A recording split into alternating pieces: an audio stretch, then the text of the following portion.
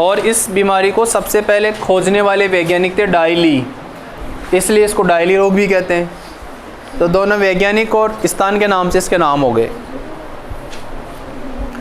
मुर्गियों में अधिकांश बीमारियां वायरस से आती है, और जब मुर्गियों में ये बीमारियां आती हैं तो मुर्गी हाउस को आग लगा दी जाती है। समझ गए? आग लगा देते हैं तुरंत मुर्गी हाउस को, क्योंकि ये हवा से फैलने वाली बीमारियां होती हैं। जैसे ही हवा जिस दिशा में आएगी तो पूरे विश्व में एक तरह से महामारी फैल सकती है। समझ गए? तो जैसे ही डिजीज़ आती है और एक दो पक्षी में पता लग गया तो तुरंत उनको अलग कर देते हैं या उनको दफना देते हैं, ज़मीन में गाड़ देते हैं उनको। और यदि पूरा पोल्ट्री हाउस प्रभावित हो गया तो फिर पोल्ट्री हाउस को आग लगा देते हैं, मार देते हैं इनको। नहीं तो वायरस बहुत तेज़ फैल सकता है और पूरे विश्व में हालत ख़राब हो सकती है। इसलिए बहुत गंभीर बीमारियाँ होती हैं मुर्गियों में, लेकिन आजकल बहुत अच्छा उपचार है इनका। 2008 के बाद में ये बीमारियाँ नहीं आई है, आनी भी नहीं चाहिए। किसानों को बहुत बड़ा लॉस होता है बेचारों को।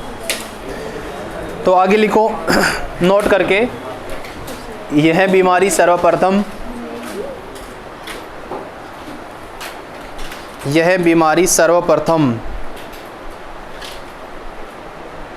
यह बीमारी सर्वप्रथम 1926 में,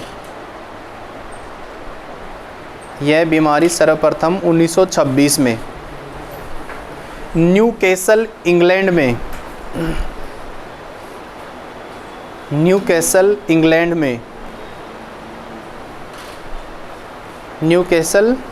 इंग्लैंड में डायली नामक व्यक्ति ने देखा। यह बीमारी सर्वप्रथम 1926 में न्यूकैसल इंग्लैंड में डायली, लिखा हुआ है बोर्ड पे, डायली नामक व्यक्ति ने देखा। तो किसने देखा इस बीमारी को? डायली ने देखा। दूसरा नोट, भारत में यह बीमारी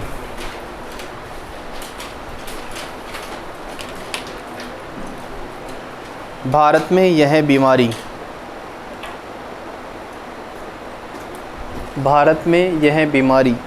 1927 में, भारत में यह बीमारी 1927 में सर्वप्रथम रानीखेत उत्तराखंड में देखी गई। सर्वप्रथम रानीखेत उत्तराखंड में देखी गई। तो सबसे पहले भारत में कहाँ देखी गई है? उत्तराखंड के रानीखेत में, इसलिए इसका नाम क्या रखा अपन ने? रानीखेत। इसका रोग कारक लिखना, रोग कारक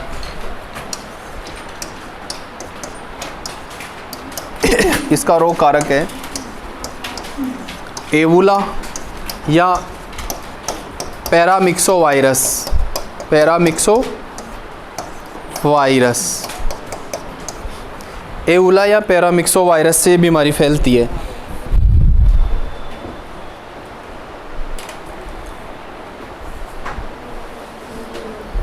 एबोला या पैरामिक्सो वायरस।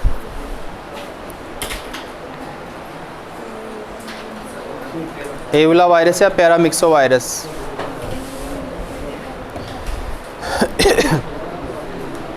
लक्षण, सिम्टम्स, पक्षियों में दम फूलना, पक्षियों में दम फूलना, दम फूल जाता है उनका, पक्षियों में दम फूलना।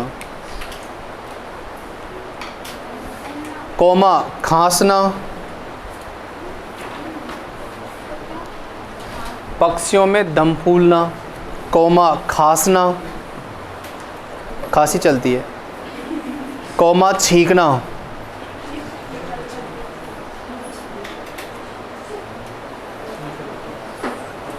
दूसरा लक्षण श्वास लेने में परेशानी, श्वास लेने में परेशानी। श्वास लेने में परेशानी ऑब्लिक सीटी जैसी आवाज़, सीटी जैसी आवाज़, सीटी जैसी आवाज़। तीसरी बात, कफ तथा लार टपकना, कफ तथा लार टपकना, कफ तथा लार टपकना, नाक से पानी बहना,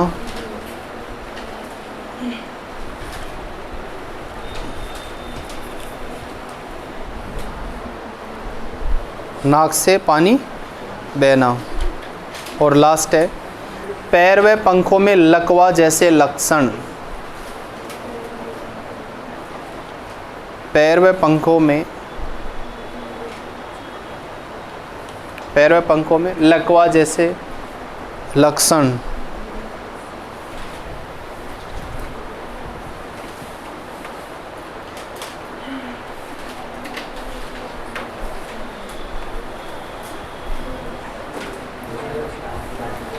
और एक लास्ट का जो वो होता है ना लक्षण, सारे पक्षी एक कोने में एक दूसरे में छिप जाते हैं, उनको पूरी पृथ्वी पे प्रलय नज़र आता है कि पूरी पृथ्वी इधर उधर होने वाली है, डर जाते हैं एक दूसरे से भयंकर, तो एक कोने में एक दूसरे में छिप जाते हैं वो बुरी तरह से। बहुत गंभीर बीमारी है ये। उपचार लिखो।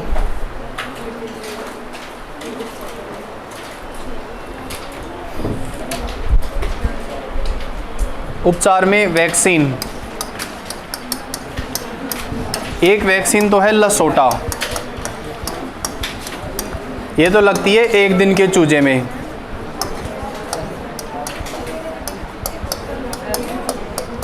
एक दिन के चूजे में तो क्या लगाएंगे, लसोटा। और 8 से 12 सप्ताह का चूजा होता है ना, उसमें मुक्तेश्वर वैक्सीन टीका लगता है, मुक्तेश्वर वैक्सीन, जिसको R2B वैक्सीन भी कहते हैं। ये 8 से 12 सप्ताह है के मुर्गी में लगता है।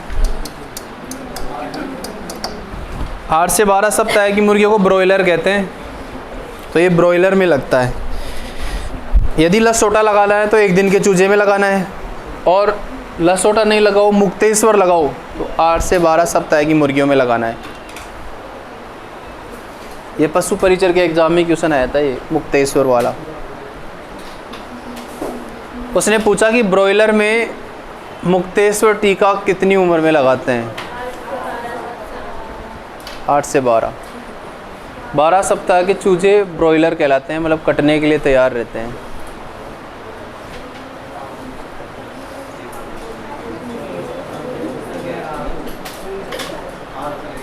R2B इसका दूसरा नाम है, ट्रेड नेम है, ये व्यापारिक नाम है। जैसे काड़ू और अजय, घर पे काड़ू कहते हैं ना, ऐसे 8 से 12 सप्ताह में। अगली लिखो 3 नंबर, चेचक रोग, चेचक, मुर्गियों का चेचक। चेचक का क्वेश्चन 2024 में सुपरवाइजर में आया था।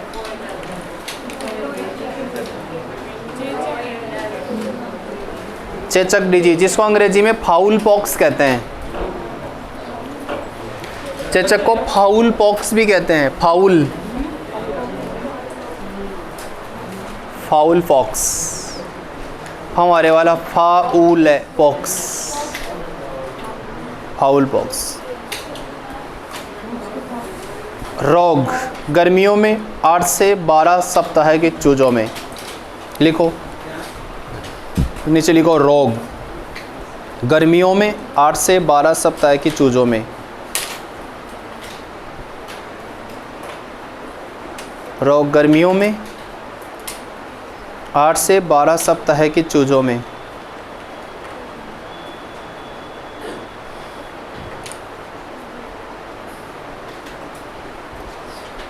रोग कारक, वायरस,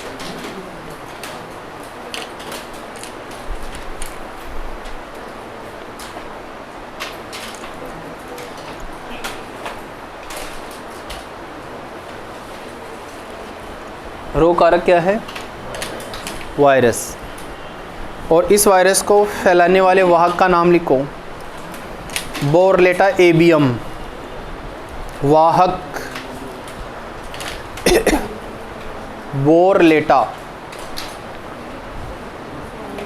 बोरलेटा एबियम क्या नाम है? बोरलेटा एबियम।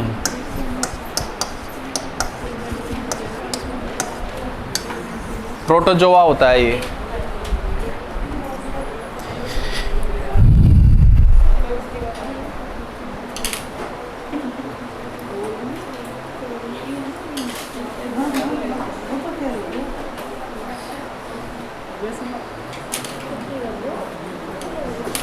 लक्षण लिखो इसके।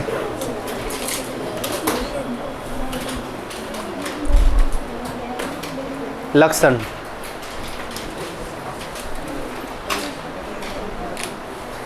चेहरे पर सूखी पपड़ी, चेहरे पर सूखी पपड़ी,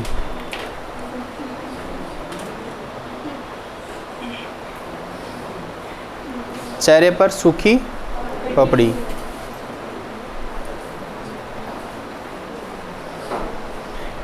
नासिका में संक्रमण, नासिका में संक्रमण,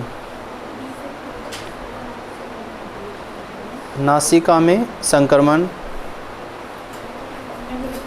तीसरी बात, सिर व श्वास नली में सूजन, सिर व श्वास नली में सूजन।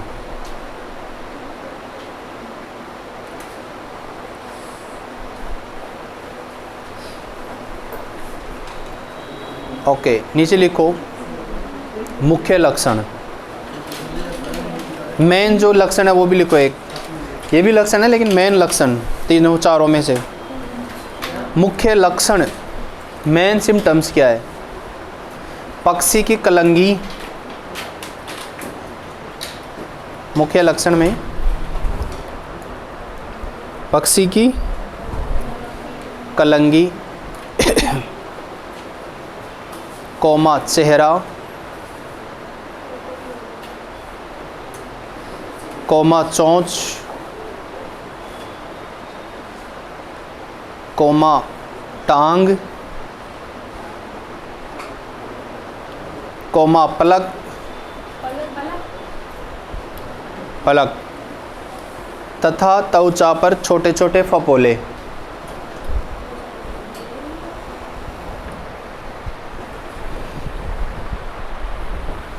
फिर आगे वैक्सीन, इसमें 2 वैक्सीन लगती है, एक तो पीजियन वैक्सीन, पीजियन पॉक्स, ये कबूतर से निर्मित होती है 2 से 3 सप्ताह के चूजों में, सप्ताह के चूजों में। एक होती है फाउल पॉक्स, फाउल पॉक्स, ये 6 से 8 सप्ताह के चूजे होते हैं ना, उनमें लगती है।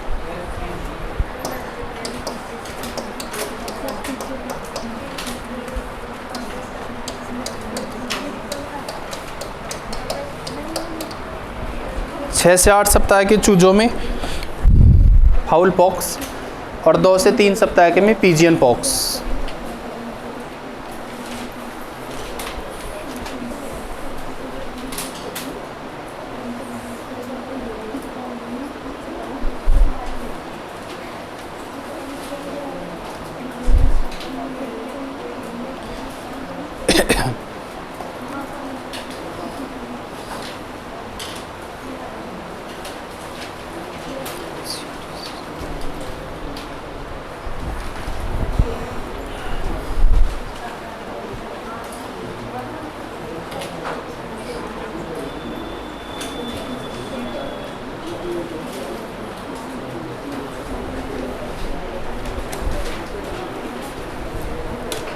अगला 4 नंबर, खूनी पेचिस, कॉक्सिडियोसिस। अब तो 3-3 लाइन की बीमारियां हैं 2। खूनी पेचिस ऑब्लिक कॉक्सीडियोसिस, जो पहले जानवरों में भी लिखा था ना अपन ने, कॉक्सीडियोसिस।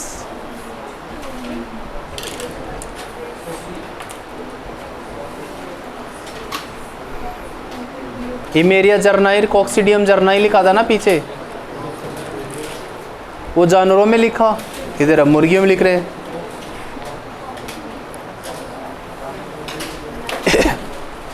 बिछावन रोग, वो बिछावन के बारे में बात की थी, तब भी अपन ने खूनी पेचिश की बात की थी कि खूनी पेचिश हो सकता है ना।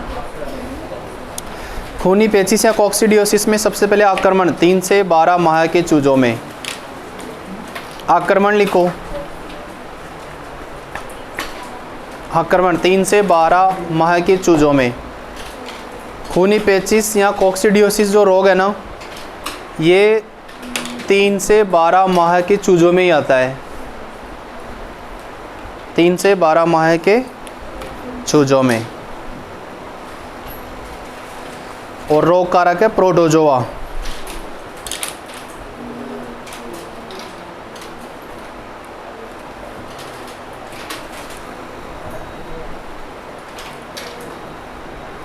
रोग कारक कौन?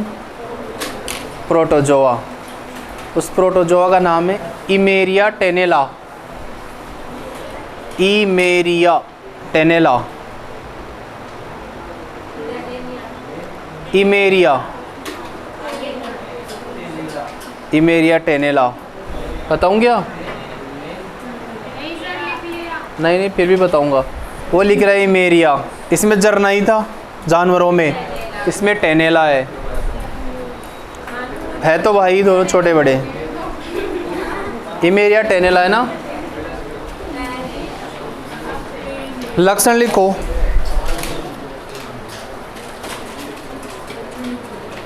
खूनी दस्त, अरे नाम ही खूनी पेचिश है तो दस्त ही लगेंगे। खूनी दस्त, कौमा, खाना पीना बंद,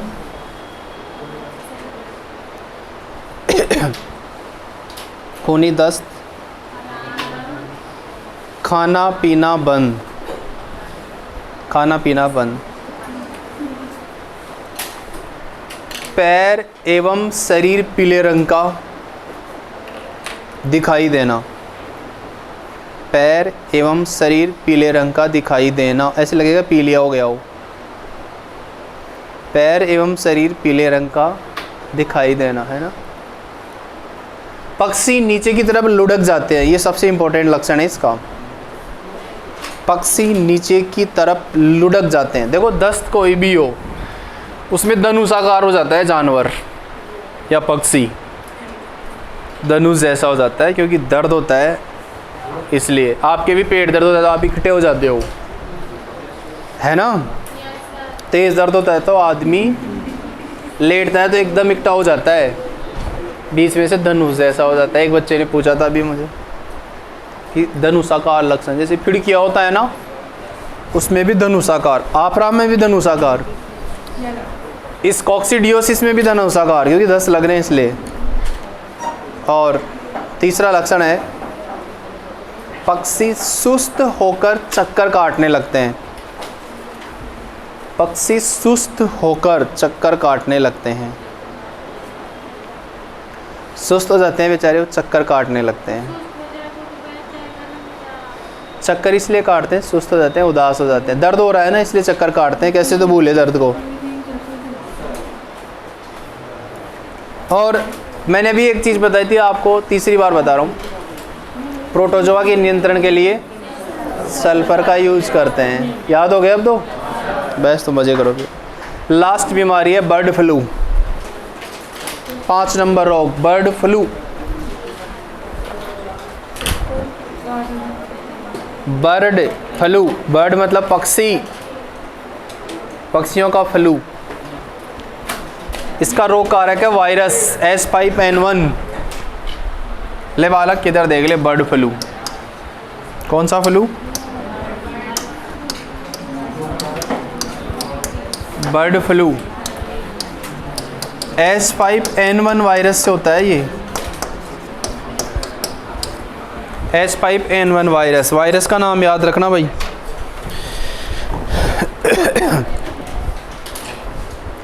H5N1 वायरस।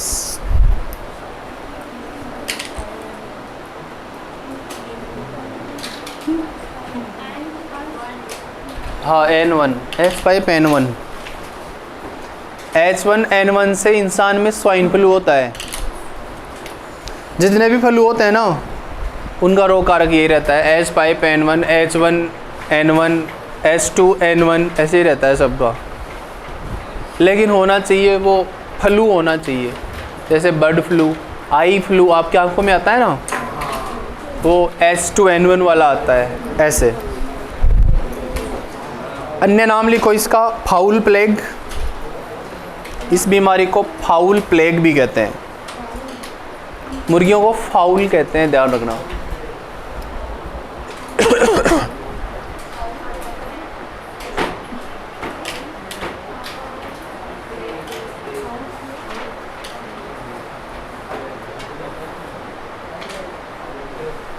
ये वाला फाउल, इसके आगे प्लेग, और इसको इन्फ्लुएंजा भी कहते हैं। वो मैं ही लिखूंगा, आप गलत कर दोगे नहीं। इसे और क्या कहते हैं? इन्फ्लुएंजा। इस बीमारी को इन्फ्लुएंजा भी कहते हैं।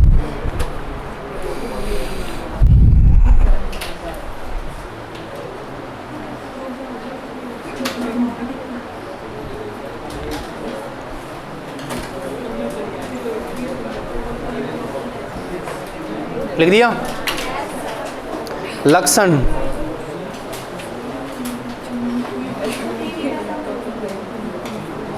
लक्षण तेरी कसम, ये कौन सा है? लक्षण में पतला हरा दस्त,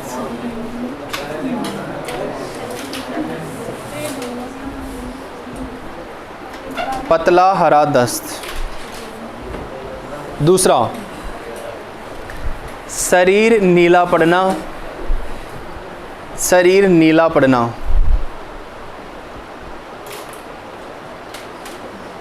शरीर नीला पड़ना। तीसरा, श्वास लेने में तकलीफ, श्वास लेने में तकलीफ, श्वास लेने में तकलीफ। घबराहट, जैसे जेट का पेपर देख के आपको होगी, वो बर्ड फ्लू नहीं है। घबराहट,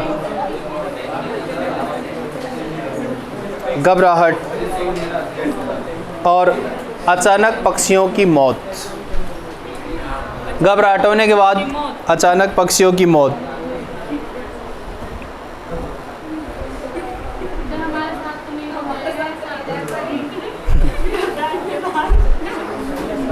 अचानक पक्षियों की मौत। आप पक्षी नहीं, आप तो इंसान है।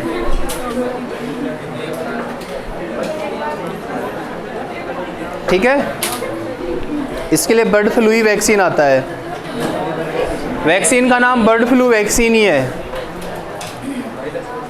ठीक, आपके सिलेबस में 5 ही थे। रोग सबके ही खत्म हो गए, कोई रोग नहीं बचा। अब लिखो औषधि। औषधि के बारे में थोड़ी जानकारी देंगे। औषधि, औषधि मेडिसिन। वैक्सीन का नाम है बर्ड फ्लू वैक्सीन।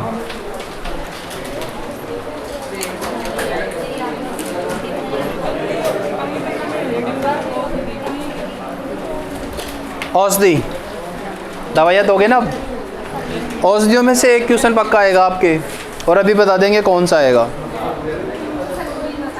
सबसे पहले एक नंबर लिखो, प्रतिजैविक ऑब्लिक एंटीबायोटिक।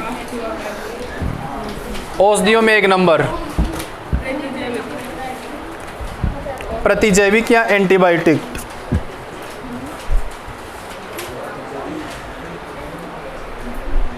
प्रतिजैविक ऑब्लिक एंटीबायोटिक।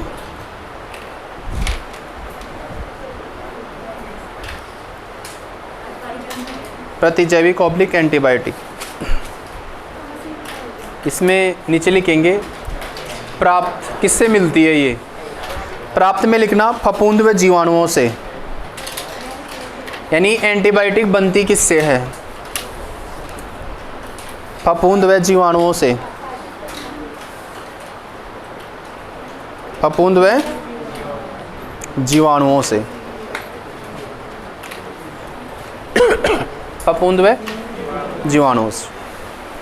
एग्जाम्पल लिखना आप कौन कौन सी एंटीबायोटिक हैं। एग्जाम्पल पेनिसिलिन, पेनिसिलिन,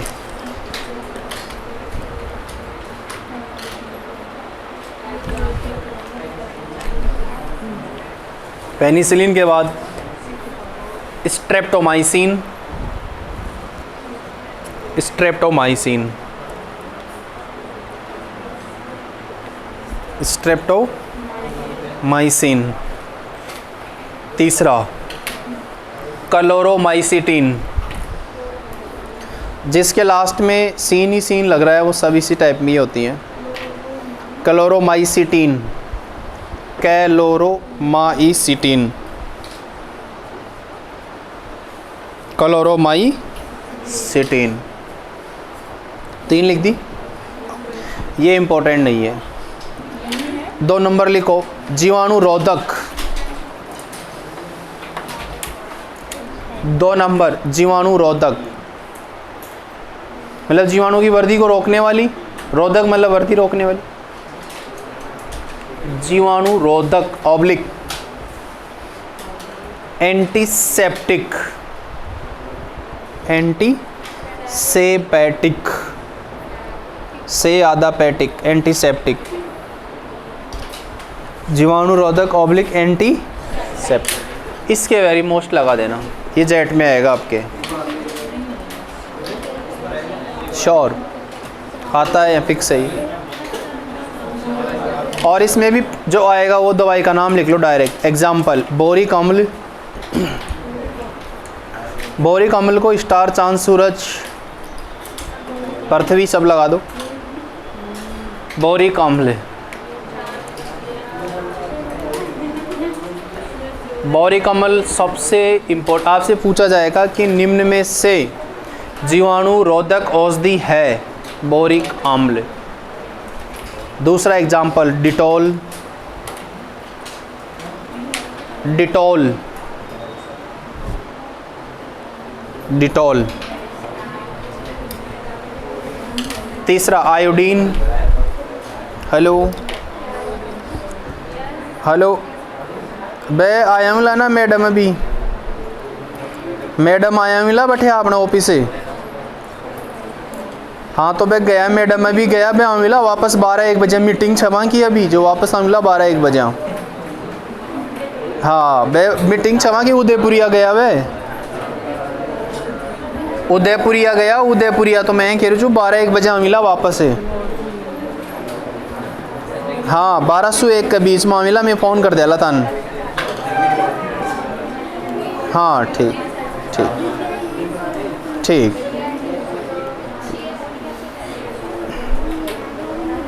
कहीं लिखा बोरिक अम्ल, डिटॉल, आयोडीन और लाल दवा।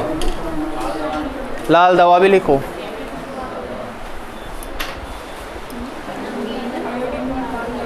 लाल दवा 4 दवाई है ना। 3 नंबर लिखो रोगाणुनाशक। 3 नंबर रोगाणुनाशक। वो तो 2 नंबर तो जीवाणुओं की वृद्धि को रोकती हैं, ये जीवाणुओं को मार देती हैं। रोगाणुनाशक ऑब्लिक जीवाणुनाशक, रोगाणुनाशक ऑब्लिक जीवाणुनाशक। इसमें आप एग्जाम्पल लिखना phenyl,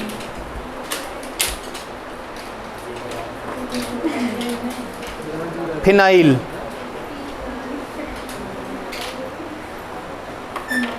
phenyl, comma Lysol, Lysol, Lysol,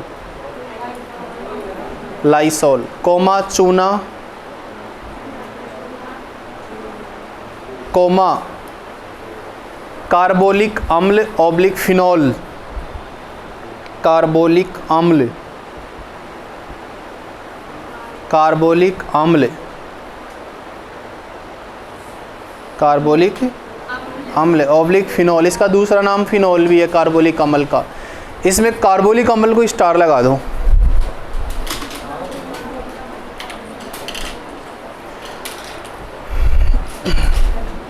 और वैसे 3 नंबर के पूरे के भी वेरी मोस्ट लगाना है। 2, 3, 4 नंबर आपको अच्छे से बढ़ के जाने हैं। हाँ, 2 नंबर पूरा कॉलम इंपॉर्टेंट है, 3 नंबर और 4 नंबर लिखो अब आगे। विरेचक या रेचक, 4 नंबर विरेचक या रेचक।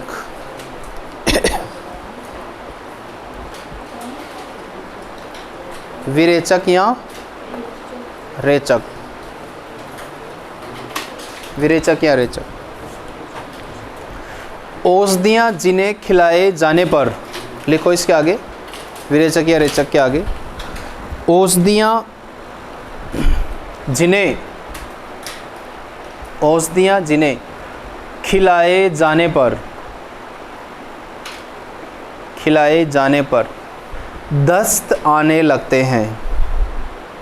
औषधियाँ जिन्हें खिलाए जाने पर दस्त आने लगते हैं।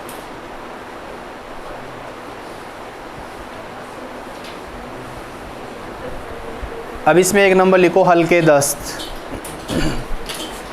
हल्के दस्त।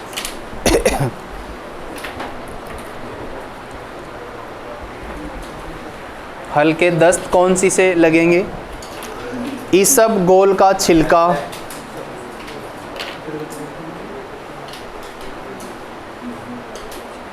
इसबगोल का छिलका खिलाएंगे तो हल्के दस्त लगेंगे। दूसरा हरा चारा, हरा चारा भी हल्का मृदु रेचक होता है, हरा चारा। 3 नंबर गंधक, गंधक। 4 नंबर सिरा,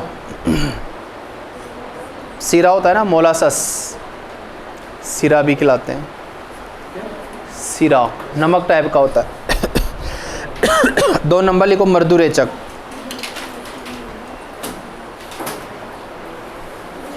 मृदु रेचक, मृदु रेचक। मृदु रेचक में लिखो magnesium sulphate, magnesium sulphate, magnesium sulphate. अरंडी का तेल, एक तो हो गया मैग्नीशियम सल्फेट और दूसरा अरंडी का तेल।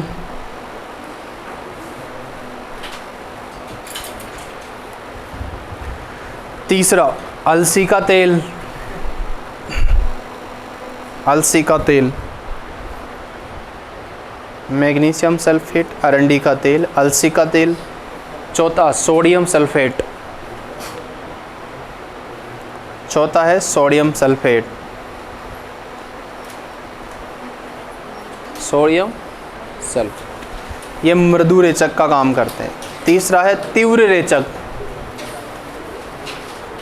तीव्र रेचक।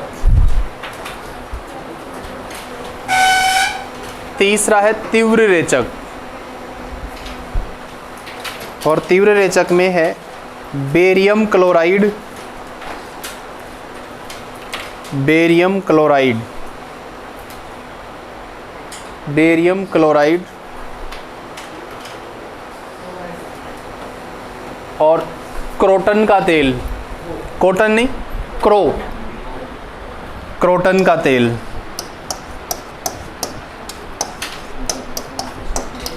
चीड़ का तेल होता है ये, क्रोटन का तेल। हाँ, चीड़ एक प्लांट होता है, उससे बनता है।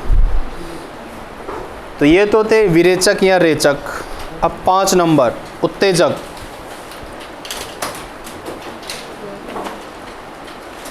पाँच नंबर उत्तेजक।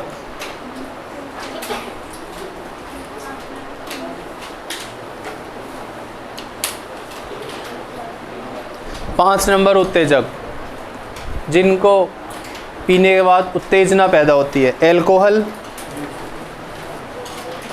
एल्कोहल, एल्कोहल पिया है कभी? एल्कोहल, खांसी की दवाई नहीं पी? दूसरा कपूर, कपूर। तीसरा कैफीन, अमल, अमल खाया है? अम्ल, अफीम खाया है क्या? अफीम, अफीम को ही तो अमल कहते हैं। तो कैफीन है ना, 3 हो गए, एल्कोहल, कपूर और कैफीन। इसके बाद आदमी प्रधानमंत्री बन जाता है। कैफीन अफीम से ही निकलता है। आगे लिखो 6 नंबर, रक्त स्तंभक। रक्त स्तंभक मतलब खून को बहने से रोकने वाली। रक्त स्तंभक, हाँ। स्तंभक नहीं लिखा जा रहा है क्या? लिख दिया।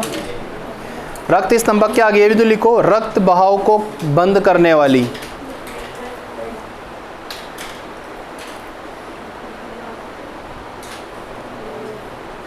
रक्त बहाव को बंद करने वाली यानी खून का बहाव होता है उसे कम कर देती हैं। तो रक्त बहाव को बंद करने वाली। एग्जाम्पल में लिखो फिटकरी, फिटकरी, कट लग जाए वहाँ फिटकरी रगड़ लो, खून बंद। दूसरा tincture iodine, tincture iodine, doctor लगाते हैं टिंचर आयोडीन।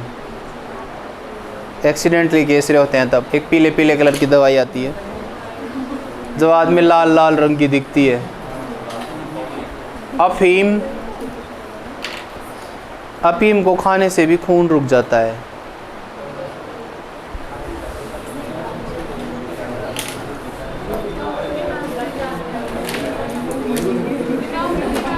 सात नंबर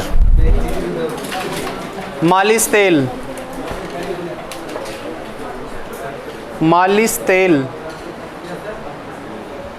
मालिश करने में तेल काम में लेते हैं ना जानवरों के,